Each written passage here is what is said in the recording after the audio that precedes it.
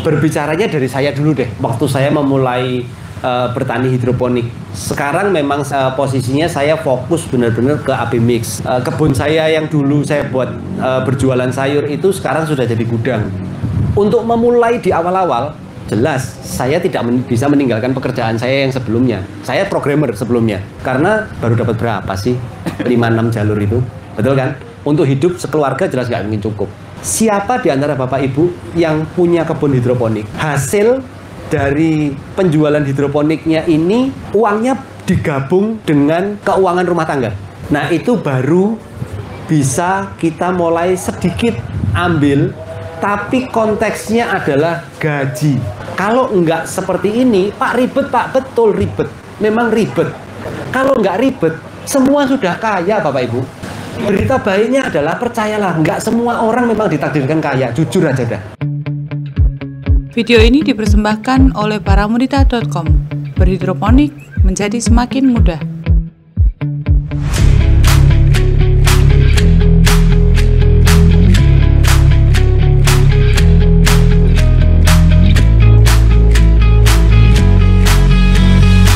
Saya berbicaranya dari saya dulu deh.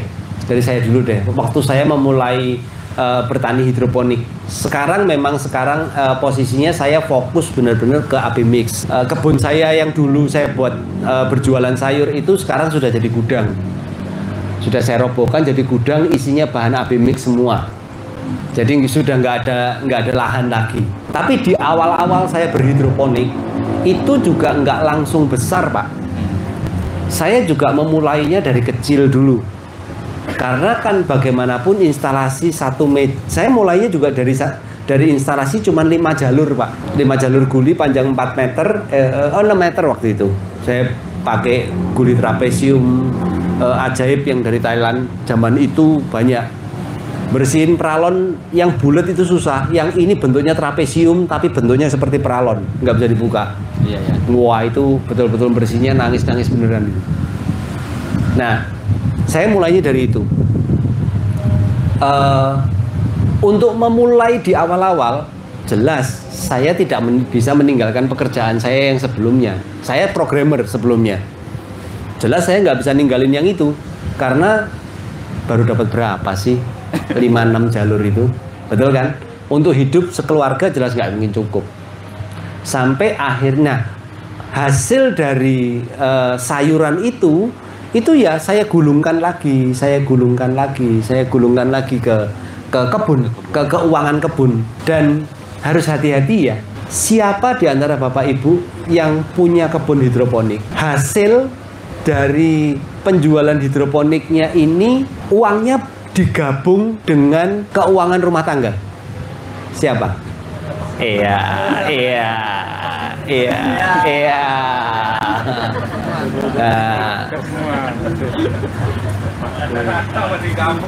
Oke. Jadi pertanyaan saya pas ya? Ya selalu pas sih. Dimanapun saya tanya begitu selalu jawabannya pas. Gitu. Nah, penggabungan keuangan rumah tangga dengan keuangan bisnis, nggak hanya kebun hidroponik ya ini ya. Ini berlaku untuk Anda yang punya warung Madura, kayak warung toko kelontong atau apapun. Selama uang Anda itu masih digabungkan dengan uang usaha dengan rumah tangga ini, usaha Anda itu tidak akan pernah bisa besar. Yang lebih celaka adalah saat mau keluar uang, beli AB Mix, Rockwool, benih, dan lain sebagainya, upgrade instalasi dan sebagainya, keluarnya dari kantong suami. Saat jual sayur masuknya kantong istri. Ini lebih celaka yang ini.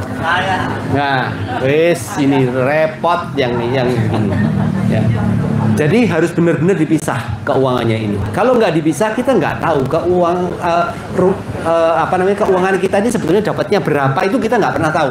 Nggak akan pernah tahu. Nah, kalau saya di awal-awal nyampur dong tentunya, nggak langsung paham begitu dong. Akhirnya kelihatannya ada penjualan sayur, tapi kok pada saat benihnya habis, rockwoolnya habis, mau beli kok duitnya nggak ada. Duitnya juga habis. Nah, kok duitnya juga ikut-ikutan habis ya gitu. Sampai akhirnya saya belajar bahwa oh ini ternyata harus benar-benar dipisah. Dua ini harus betul-betul dua dompet yang berbeda. Kalau perlu dua rekening yang berbeda, rekening bank yang berbeda, harus dibedakan. Nah selanjutnya setelah dibedakan, ini nggak mudah ya. Ini nggak mudah, benar-benar nggak mudah. Karena bagaimanapun kita sehari-hari itu kan punya kebutuhan ya. Nah setelah benar-benar dipisah, baru kita bisa tahu sebetulnya kebun kita ini untung atau tidak. Harusnya dari pengalaman, tidak mungkin yang namanya kebun itu rugi. Itu nggak mungkin. Kecuali kasus khusus terserang penyakit massal, misalkan satu kebun nggak ada panen sama sekali gitu misalkan. Nah itu kasus khusus. Tapi harusnya selama ada penjualan, kita nanam, kita pasti tetap ada untung. Di awal-awal karena masih kecil kebunnya, kalau saya gulungkan lagi ke dalam. Jadi saya tambahkan, keuntungannya saya tambahkan jadi modal lagi. Terus saya gulung seperti itu sampai ada income lebih, sampai ada dana lebih, tambah instalasi. Tambahnya tambah satu. Sampai nanti kurang lebih Anda bisa punya sekitar plus minus ada di 500 lubang tanam lah. Nah plus minus sekitaran 500 lubang tanam gitu. Mulai itu agak berasa keuntungannya. Kalau saya pakai hitungan Jawa ya, maksudnya di Jawa ya, di Semarang ya, tempat saya sendiri.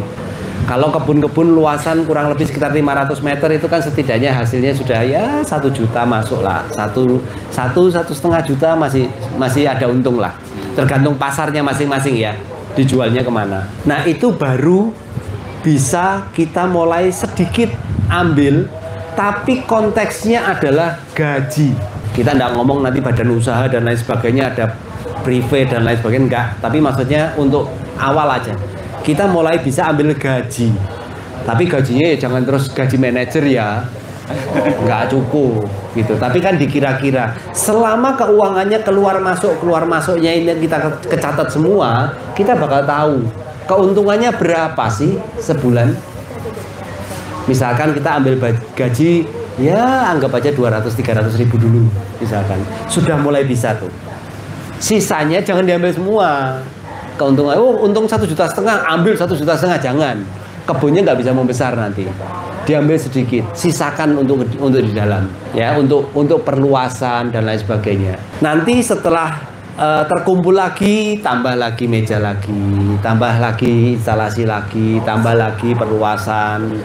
Kalau memang tanahnya luasan halamannya habis, mulai nabung agak banyak supaya bisa entah kontrak tanah atau beli tanah di sekitaran tempat kita tinggal, supaya kebun kita ini terus membesar Bapak Ibu.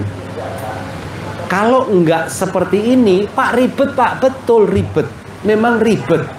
Kalau enggak ribet, semua sudah kaya Bapak Ibu. Berita baiknya adalah percayalah, enggak semua orang memang ditakdirkan kaya, jujur aja dah, jujur aja dah. Salah satunya kalau misalkan begitu ada duit, belinya apa? Kalau di sini minuman tradisional Pak, yang alkohol. Nah, begitu ada duit sedikit belinya ketua, larinya ketua, ya itu udah lain lagi sudah. Itu jangan berharap lah sudah. Jangan berharap ke sana-sana udah. Gitu. Tapi itu caranya untuk kita itu bisa pelan-pelan tapi memperluas bisnis.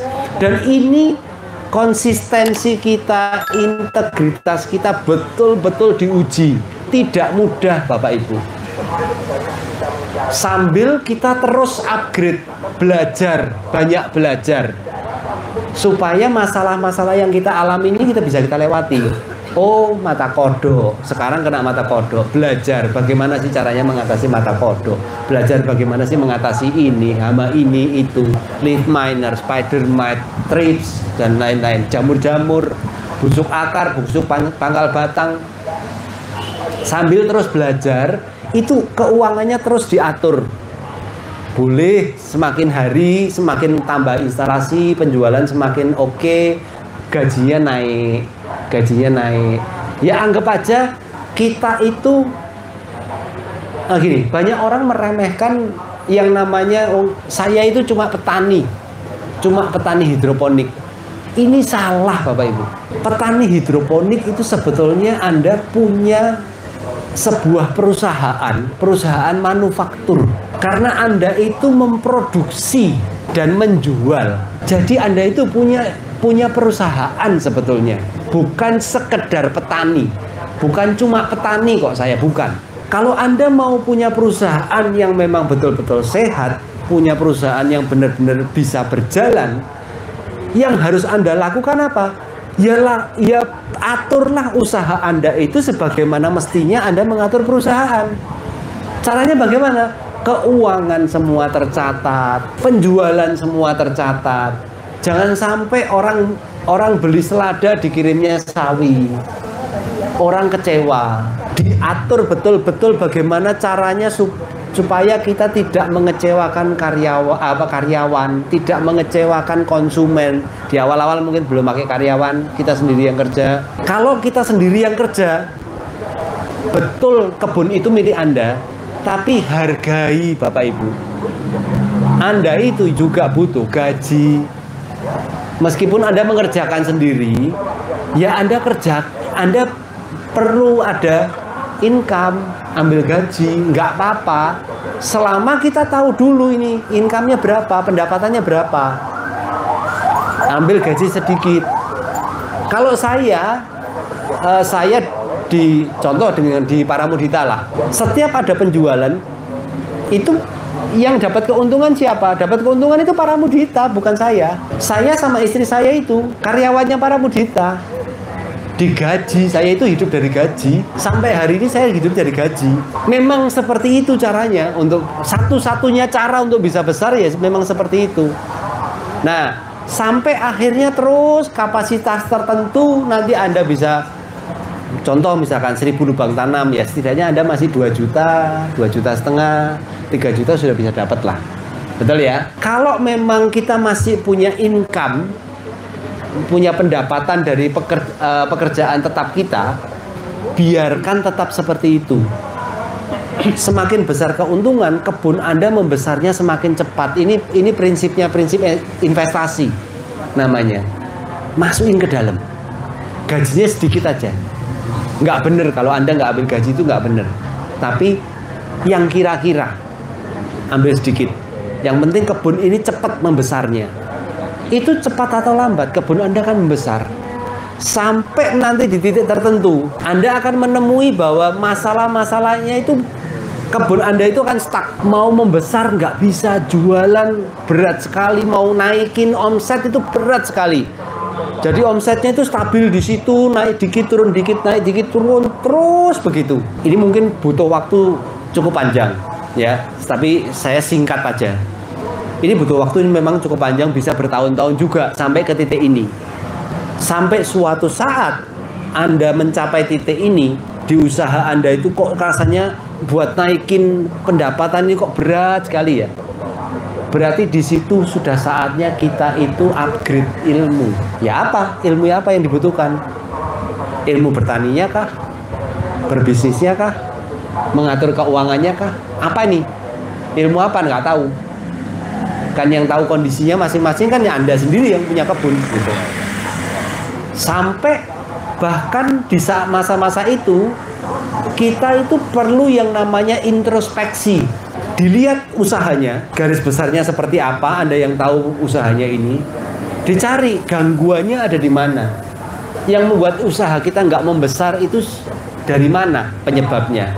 Apa nih masalahnya. Dan pada saat kita mau melihat seperti itu, belajar, sudah saatnya Anda itu belajar untuk jujur dengan diri Anda sendiri. Jangan khawatir. Kadang-kadang kebun hidroponik kita itu nggak berkembang, itu bisa jadi karena kita sendiri. Penyakitnya ada di kita. Contoh simple, tapi janji nggak boleh ketawa. Di Paramudita sebetulnya itu pun terjadi 2 tahun yang lalu kira-kira, itu pun terjadi. Omsetnya segitu terus, penjualannya nggak naik juga, tapi juga nggak turun juga, terus begitu terus.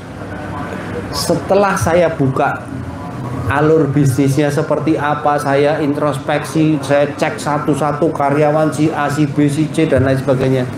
Ternyata penyakitnya dari saya sendiri. Saya sendiri yang buat itu nggak berkembang. Sampai akhirnya kejadiannya adalah saya dipecat dari Paramudita sama istri saya sendiri. Betul. Loh, ini terjadi dan itu bisa terjadi Bapak Ibu. Karena kadang-kadang kita itu terutama yang terlalu perfeksionis. Wah, ini pipanya kurang geser 3 cm. Geser sedikit 3 cm.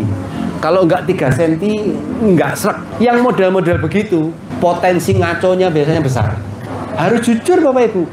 Loh, saya ini dipecat beneran sama istri itu loh, tanya istri saya di situ. Jadi saya itu nggak boleh kerja. Kerjaan saya cuma nampang di YouTube sama Facebook. Karena apa? Kalau saya ada di dalam, ngaco saya. Bisa menangkap ya gambarannya ya. Jadi termasuk jujur sampai ke situ nantinya.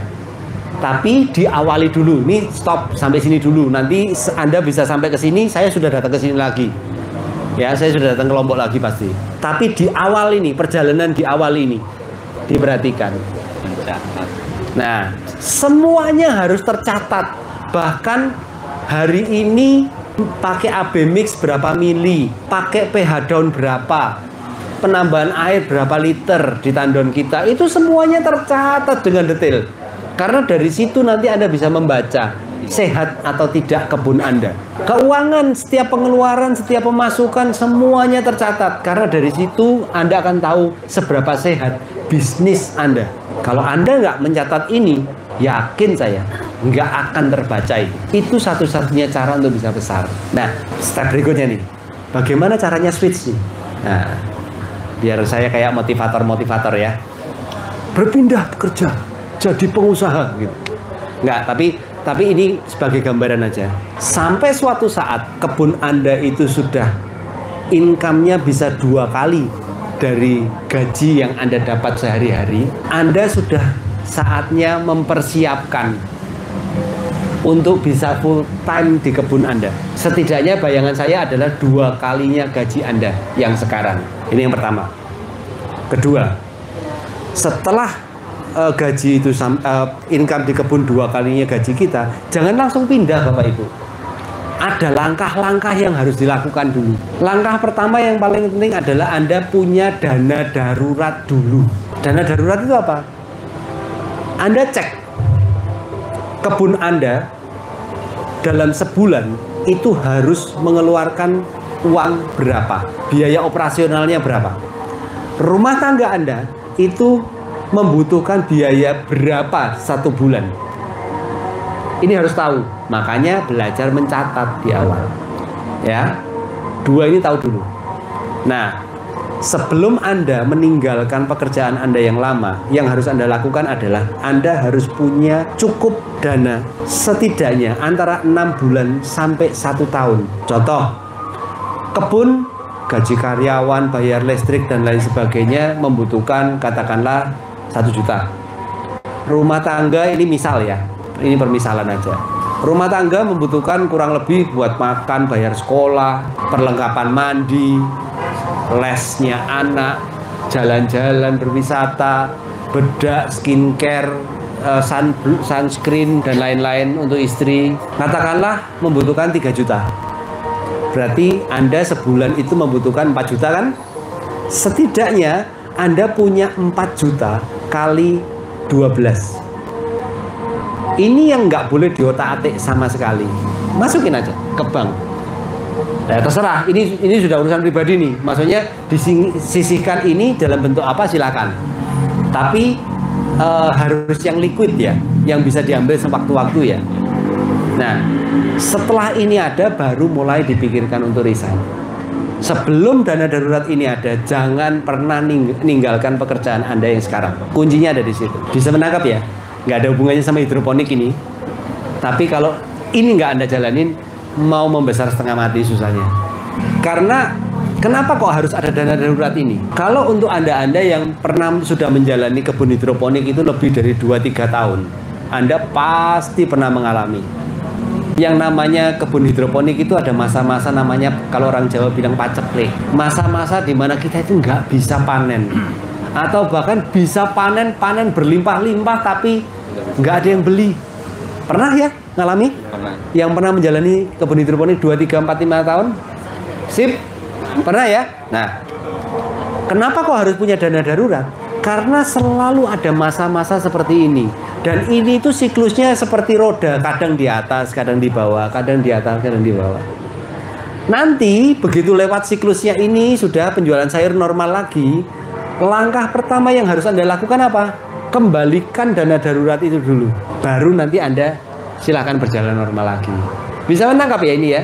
Bisa. Ini nggak ada hubungannya sama hidroponik, Bapak Ibu, saya tahu. Tapi saya rasa ini sangat-sangat penting untuk masing-masing, semuanya. Saya pun menerapkan hal yang sama. Supaya apa? Supaya kita dalam bertani itu tenang, Bapak Ibu. Supaya kita bertaninya itu tenang.